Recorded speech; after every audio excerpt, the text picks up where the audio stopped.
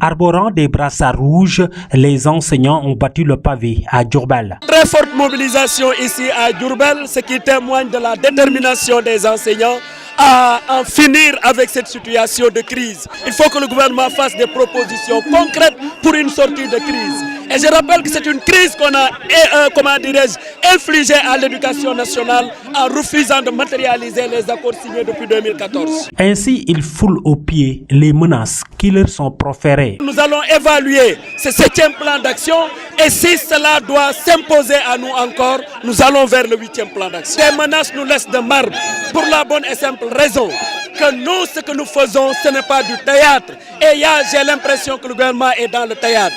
Depuis que nous avons quitté le palais présidentiel, le gouvernement n'a pas eu le courage de nous convoquer. Et pourtant, nous lui avions dit que ce que le président a dit, ce n'est rien d'autre que des propositions. Par ailleurs, ils estiment que la répression, c'est l'arme des faibles. Et je crois que ce qu'il y a lieu également de fustiger, ce sont les répressions barbares et des arrestations dégradantes qu'on fait à l'encontre des élèves qui sont en mouvement. Il revient au gouvernement d'apporter une réponse concrète à ces élèves-là, plutôt que de leur envoyer des forces de l'ordre qui les embastillent, répriment et qui les matent. C'est pourquoi nous demandons à ce que les arrestations d'élèves en manifestation cessent au Sénégal et que tous ceux qui ont été blessés lors de ces marches-là soient pris en charge correctement par le gouvernement du Sénégal. À cet effet, ils soutiennent que celui qui tentait de diviser le mouvement syndical devrait être petit dans ses bottes.